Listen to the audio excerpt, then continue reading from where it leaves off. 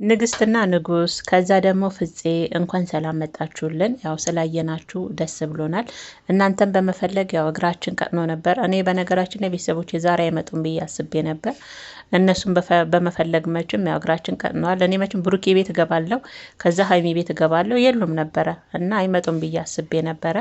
ያው ዛሬ መተውልናል ማለት ነው ቅመሞችዬ።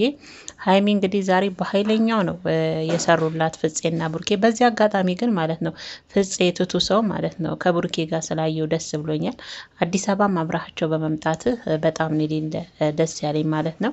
አሳድጉት ብሩኬና ሀይሚ ማለት ነው። ትልቅ ደረጃ የሚደርስ ልጅ ትቱ የሆነ ልጅ ነው ፍፄ ማለት ነው። እና ወደ መጣሁበት ቪዲዮ ስገባ ዛሬ እንግዲህ ፍፄና ብሩኬ አንድ ላይ መቼም ከሆኑ አይቻሉም እና ፍፄ ደግሞ ከስር ከስር ሲያራግም ነበረ። ትወናውን ይችልበታል አይገልጸውም።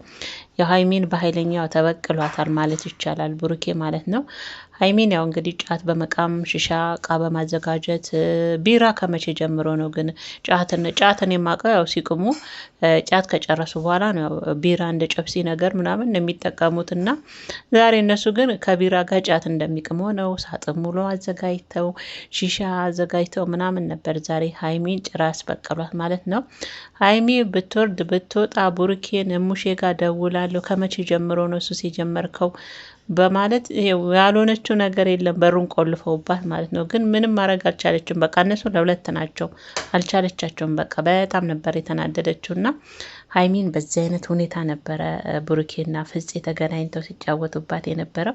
ያው ብድሩን የማይመልስ ልጅ አይወለድ ይባል አይደለ? ሀይሚዬ አንቺን ባለፈ የሆነ ነገር አግኝተሻል፣ ዛሬ ደግሞ እሱ ያው ብድሩን መልሷል ማለት ነው። ቤተሰቦች በዚህ አጋጣሚ መግቢያ ላይ ያው ብሩኬ የተናገረው ንግግር ነበረ ብዙዎቻቸውን የኢትዮጵያ ወጣቶችን ያበላሸው ሺሻ ጫትና መጠጥ ነውና በትክክል በዚህ አጋጣሚ ፍፄና ብሩኬ በጠቅላላ ማለት ይቻላል ዩቱበር የሚሰሩ ወጣቶች ከሱሳሱስ ንጹህ ናቸው። የጫት የሚቃም ነገር ምናምን ከሱሳሱስ እነ ፍፄ እነ ብሩኬ ንጹህ ናቸውና የእውነት እድለኛ ናቸው። በጣም እድለኛ ናቸው ከእንደዚህ አይነት ሱስ እናንተ አለመገኘታችሁ የእውነት እግዚአብሔርን ታመሰግኑ ይገባልና ብሩኬ ትክክል ነው። እኛ ሀገር በተለይ በዚህ ሱስ ውስጥ የተዘፈቁ ምን የመሳሰሉ ወጣቶች ናቸውና በጣም በሚያሳዝን ሁኔታ የማይጠቅም ነገር ማለት ነውና ሀይሚቾም በዚህ አጋጣሚ እድለኛ ነሽ። በዙሪያሽ ያሉት ጓደኞችሽ ከመጠጥ ከእንደዚህ አይነት ነገር ንጹህ ናቸው። ወላ ጫት ነሽ ወላ አረቄ ነሽ፣ በቃ ሰላም ያሉ ጓደኞች ሰላም ናቸው እውነት። እና ብሩኬንም ደግሞ ከወላጫት ነሽ ወላ መጠጥ ነሽ ንጹህ የሆነ ልጅ በማግኘትሽም የእውነት እድለኛ ነሽ። እና የዛሬ እንግዲህ ፕራንካችን ቤተሰቦቼ ንግስትና ንጉስ እንግዲህ በጨዋታ ነው የመጡት ማለት ነው። ፍፄ ደግሞ አብረዋቸው አዲስ አበባ ሄዷል። እኔ የእውነት ፍፄ ደስ ብሎኛል ከነ ብሩኬ ጋር ሳየው በጣም ነው ደስ ያለኝ። ምክንያቱም አብሮ እንደዚህ ተጋግዘው ከሰሩ እሱም ቻናሉ እያደገ ይሄዳል ያድጋል።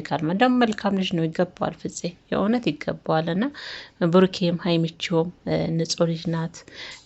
ፍፄ ደግሞ ለሀይሚም ለብሩኬም መከታ እውነት የሆነ በመሀላቸው ራሱ ሁለቱን ሊያቀራኝ ምናምን ሰው ሲመጣ መንገድ አይከፍትም። በቃ ሚዛናዊ ሆኖ ሁለቱን ለማስታረቅ የሚሞክር ልጅ ለብሩኬ ንጹህ ጓደኛው ንጹህ ወንድሙ ነውና ፍፄ ስላየን በጣም ደስ ብሎናል።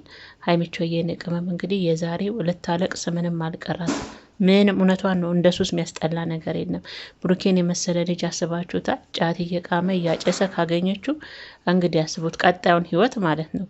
እና የታያት ያ ነበር እና የዛሬው ቪዲዮ ይመስል ነበር። ቤተሰቦቼ ሰላማችሁ